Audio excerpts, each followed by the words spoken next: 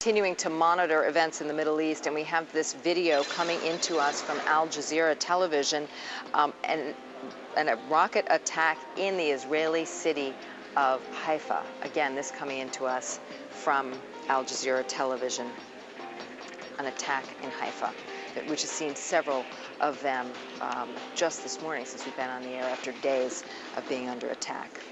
As we continue our coverage of the tensions in the Middle East, we ask the question, what if the international community sends its own troops into the middle of this conflict between Israel and Hezbollah? Could that very well open the way to peace? Raghida Dergham is a senior diplomatic correspondent for the Arab newspaper Al Hayat and an MSNBC analyst. Raghida, thanks for joining us. Thank you. Before we talk about the role of peacekeeping forces and potential UN involvement, I would like to get your reaction to the news that we got just within the hour that Israeli ground troops are fighting on the ground in Lebanon, that they have crossed the border into Lebanon. Does this change everything? It shows how difficult it is. After all, this is a war between a state and an organization. And as it looks so far, this hasn't been an easy war for the state to win it or for the organization to stop it. What I am afraid of is that this is going to take a long time. The military equation, for the time being, from what I know back in Lebanon, people are saying that the Israelis have not succeeded in destroying the infrastructure of Hezbollah, but rather the infrastructure of Lebanon, the civilian infrastructure. So I suppose this is going to be lengthy as it looks, and I don't see that there would be an international dimension in terms of troops welcomed there. At least I don't think the United Nations will decide to send troops to stand between the two parties. So I'm sorry, Raghida, just to actually give you some feedback on that, we spoke to General McCaffrey a little bit earlier, and he said he expects a good month of ground troop fighting along the border there in Lebanon with the news that Israel ground troops are there. But walk me through a little bit of your reaction to this notion, this proposal call for a UN peacekeeping force. You think they won't go into that region until there's some let-up in the fighting there? First of all, I do not think the Israelis are welcoming such an international force, nor is Hezbollah welcoming such a force. Secondly, according to my sources, I think the team, the United Nations team in Lebanon, has not proposed such ideas in specifics. They are exploring ideas. They're trying to see how do they go about this. And thirdly, of course, the UN is not in the tradition of sending fighting forces in a region of conflict.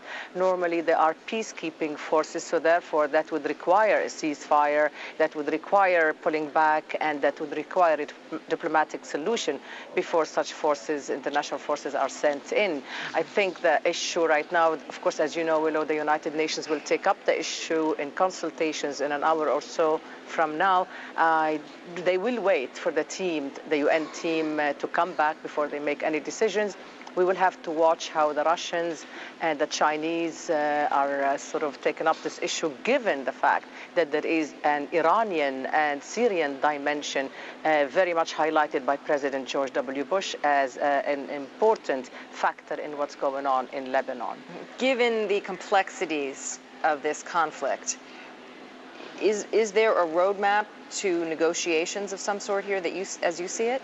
Eventually, Willow, there has to be a comprehensive approach. This is a major development. I think the Iranians are trying to force themselves a player on the issue of the Middle East, and they're trying to somehow use several of their cards for their own interests, in as far as being a regional superpower, and in as far as telling the international community what the Iranian nuclear ambitions are all about. But like the president said, he keeps speaking about Syria and Iran, but we don't know what options has the administration towards Syria and Iran. We do not know what the Israelis are thinking in terms of options vis-a-vis Syria and Iran. And as long as that is not addressed, I think we're sort of like dancing around the problem and watching Lebanon getting destroyed as the battlefield for these wars, it is essential to take up that issue of Iran. And you know what? Maybe when I'm speaking of the comprehensive, maybe it is important to take a look, what would it require for the United States to look serious in the eyes of Iran? Maybe it will have to require taking a look at what we need to do in Iraq. Do we keep the forces there at the mercy of Iran in case they wanted to revenge? Or do we have, is it time to strategically take a look at the whole region and figure out what to do about Iran, figure out what to do about Iraq and the Arab-Israeli conflict? Interesting questions and lots of complexities. Raghida Dergham, MSNBC analyst and correspondent with Al Hayat. Thanks for your time this morning. Thank you very much.